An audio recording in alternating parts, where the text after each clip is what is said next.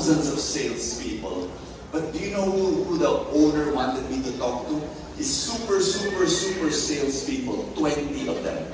Can you just imagine? He's selected 20 out of thousands of salespeople all over the world. And so I was going to give a talk to 20 incredibly super salespeople.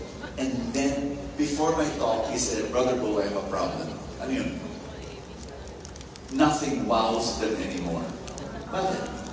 Ang dami na naming incentive trips. I have brought them to Singapore, to Japan, to Europe, multiple times. Now, when I bring, they get the incentive trip, when they go there, parang hindi na sila masaya. Grabe. Nagsawa na. You can get tired of a big ticket item, thanking God for all of them. But at a certain point, if you do not have simple gratitude of thanking God for all the things that are very simple, the fact that you look at somebody beside you, are you thankful for that person?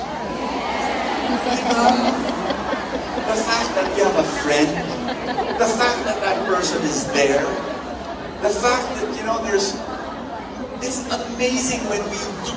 I really believe this, and I pray that you have the second type of gratitude, simple gratitude, waking up. You know what, by the way, so I faced